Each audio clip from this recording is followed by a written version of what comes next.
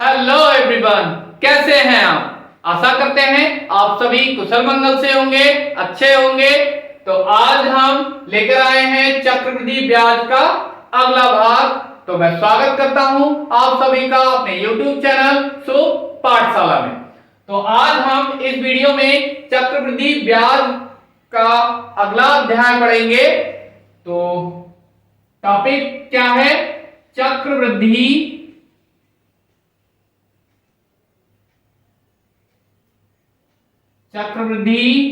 ब्याज के सूत्र। जो भी हमने चक्रवृद्धि ब्याज को ज्ञात करने का सूत्र निकाला था, तो उस सूत्र का व्यावहारिक अनुप्रयोग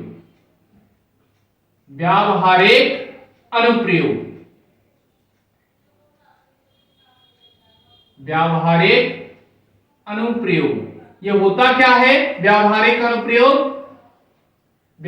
अनुप्रयोग का मतलब है दैनिक जीवन में हम इस सूत्र का किस तरह से प्रयोग कर सकते हैं। तो इस फार्मूले का हम कहां प्रयोग करते हैं चक्रवृद्धि ब्याज के सूत्र का, तो वो यहां पर हमको पढ़ना है। तो सबसे पहले हम इसका प्रयोग कर सकते हैं वहां पर जहां किसी भी वस्तु का जो वैल्यू है यानी मूल्य है वो घट रहा है अथवा कम हो रहा है, तो उस वैल्यू को हम ज्ञात करने में इस सूत्र का प्रयोग करते हैं। दूसरा हम इसका प्रयोग करते हैं किसी भी नगर या क्षेत्र या फिर गांव या शहर या फिर कोई भी स्थान हुआ उसकी जनसंख्या को ज्ञात करने में, जब वह घट रही हो अथवा बढ़ रही हो। तो यहां पर जब कोई वस्तु है मान लेते हैं, तो जब वस्तु का मूल्य कैसा हो? बढ़ रहा हो, मूल्य बढ़ रहा है,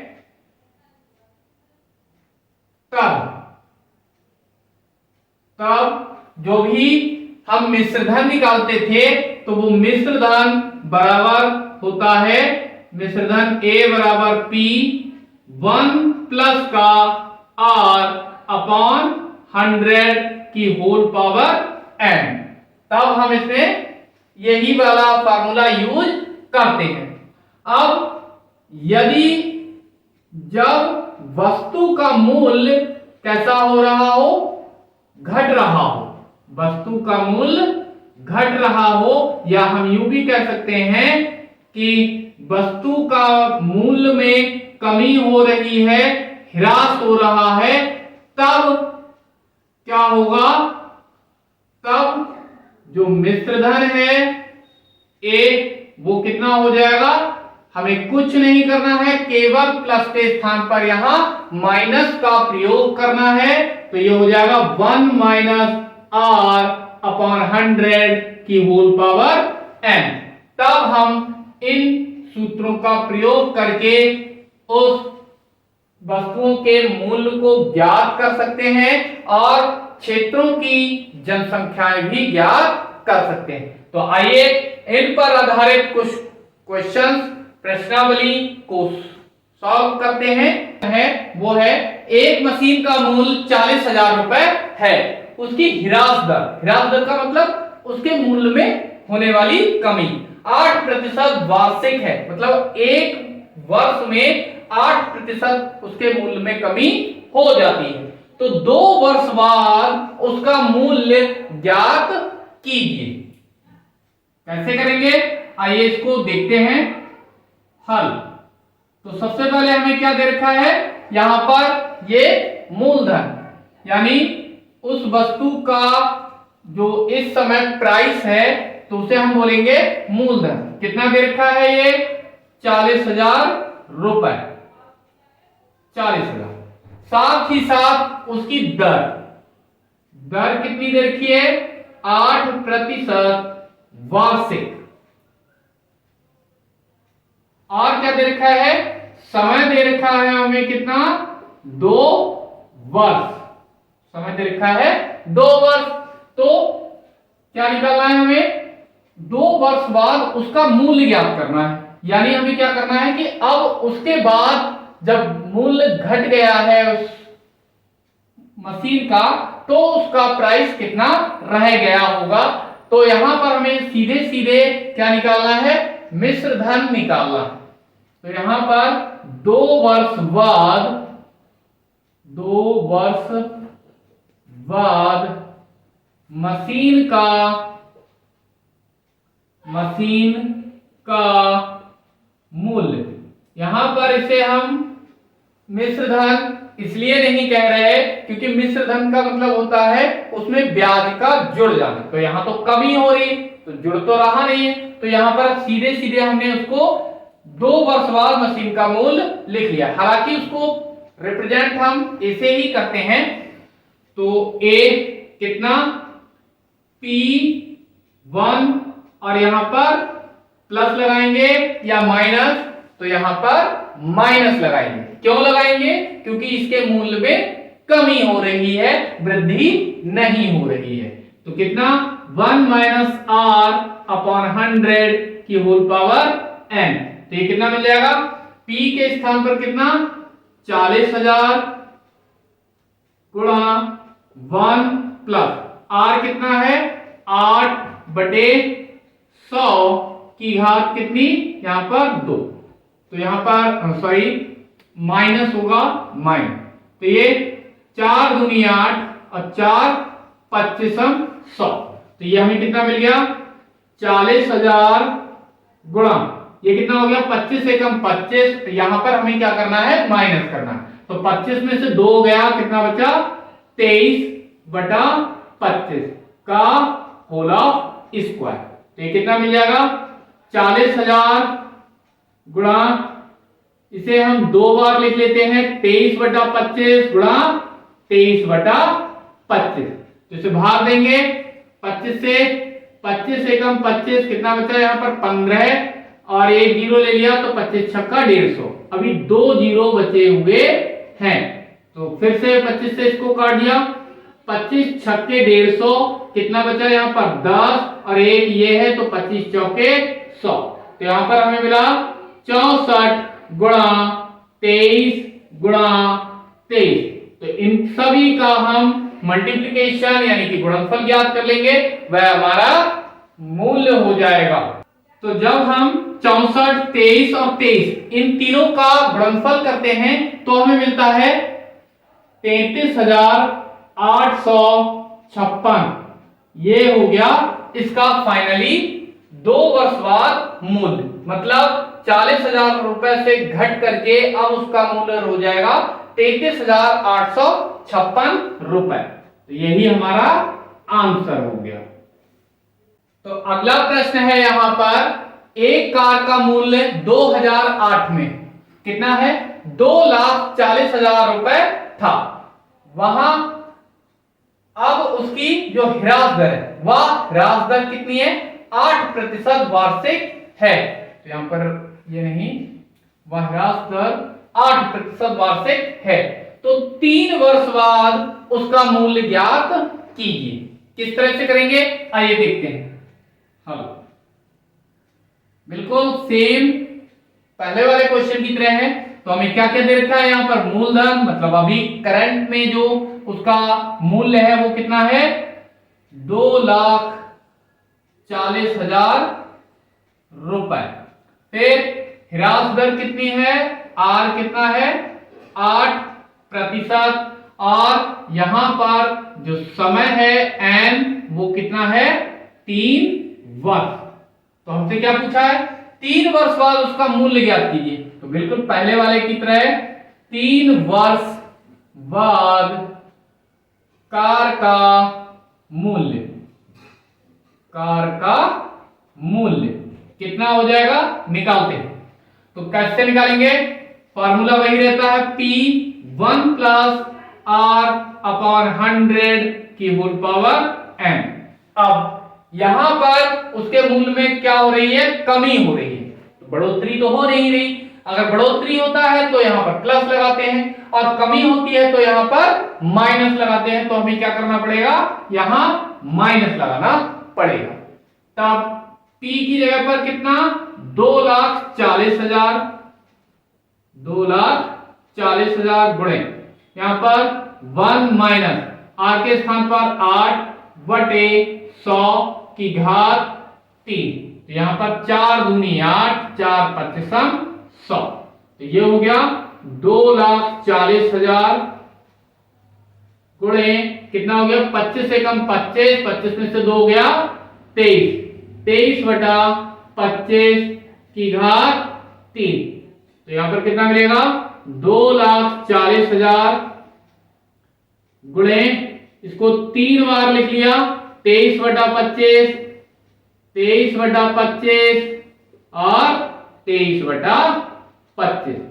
तो यहां पर इसे कट कर देते हैं, कितना मिलेगा यहाँ पर 25 नेवा 225, 15 बचे यहाँ पर। तो 15 और एक ये 0 तो 15, ये हो गया 150। तो 25 छक्का 150 यहाँ पर। अभी 2 0 और बचे हुए, फिर से 25 से इसको काट दिया, 25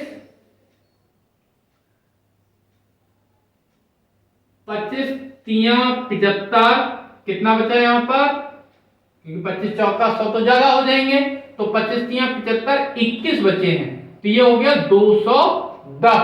तो 210, तो 25 अट्ठे 200, अभी यहां पर 10 बचा है और एक 0, तो 25 चौके 100। यहां पर 25 दो बार हमने 25 से इसको काट दिया है, तो ये तो आ गया 84, 384।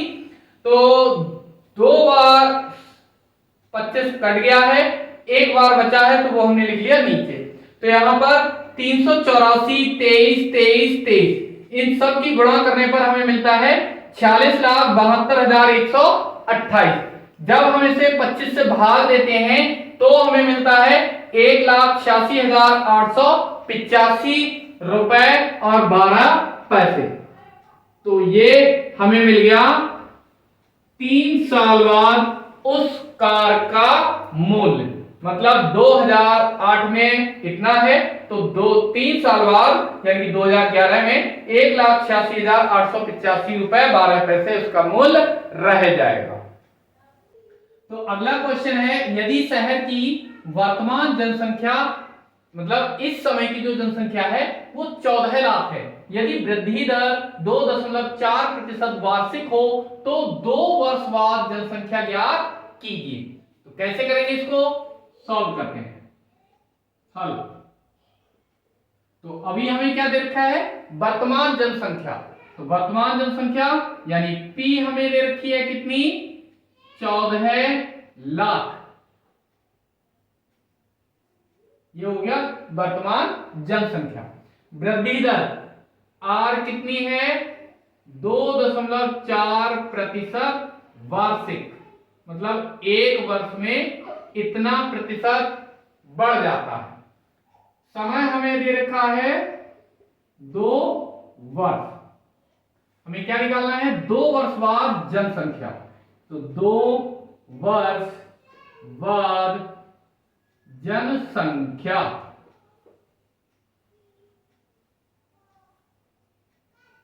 कितनी होगी, फार्मूला वही रहता है, P1 प्लस R बटा 100 की घात n। अब यहां पर क्या है, वृद्धि दर, वृद्धि दर है तो प्लस ही रहता है, माइनस अगर यहां पर ह्रास होता, कमी हो रही होती तो माइनस लेते हैं। तो ये तो सही है हमारा, ऐसा कैसा ही रखना है, बस क्या करना है, वैल्यू इनमें रख देनी। P की जगह पर 14 लाख, 14 लाख गुणे 1 प्लस R कितना है, 2.4 बटा 100 की घात कितनी है, 2। तो इसे सॉल्व कर लेते हैं, कितना, 14 लाख गुणा, इसे पॉइंट हटाएंगे तो यहां पर क्या करेंगे, 1 0 बढ़ा लेंगे, ये हो गया 24/1000। तो यहां पर इसको कट कर लेते हैं, 4 छक्के 24, 4 पच्चीसम 100, 1 जीरो बचा। तो यहाँ पर 2 तिया 6 और 2 से डिवाइड करेंगे तो कितना मिल जाएगा 125। तो ये हो गया 125 से कम 125 और 3 कितना हो गया 128। तो ये हो गया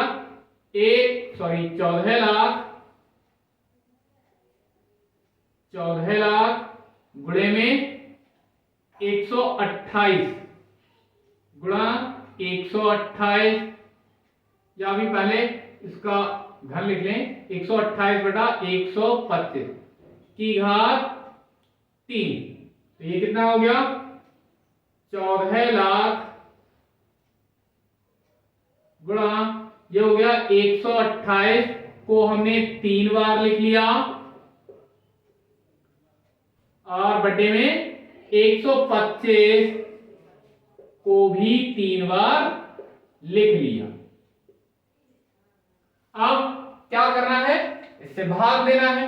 तो भाग देंगे कितना, यहां से 25 पंजे, इसे कट करते हैं तो यहां पर 25 पंजे 125, 15 बचा यहां पर, तो ये हो गया 150। तो 25 छक्का 150 और यहां पर कितने जीरो 1 2 3 जीरो,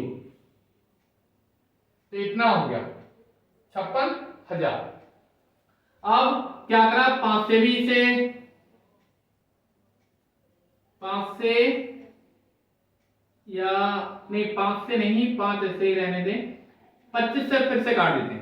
25 पंजे 125, इधर 25 दूनी 50, 6 बचे हुए हैं तो ये हो गया 60, 25 दूनी 50, फिर से 10 बचे और ये हो गया 100, 25 चौके 100 और 1 जीरो अभी बचा हुआ है, तो ये हो गया 2240। तो यहां पर ये हो गया 5 पंजे, 5 से फिर काट देते हैं। 5 कितना मिलेगा, 5 चौके 20, ये कितना बच गया 24 हो गया। तो 5 चौके 20, फिर से 4 बचा, 5 अट्ठे 40। तो ये हमें मिल गया कितना 448 गुणा 128 गुणा 128 गुणा 128 बटे में कितना 5 और 125 की गुणा, 125 पंजे 625, 448 ऐसे ही लिख दिए। और ये 3 बार 128 है, तो इनकी जब हम गुणा कराएंगे तो हमें ये नंबर मिलता है 91, 75, 04 और 3 बार 0 बटे में 125 पंजे 625, ऐसा का ऐसा ही रहा था, तो ये ऐसा का ऐसा ही। इससे जब हम भाग देते हैं तो हमें मिलता है 14,68,006.4 आता है।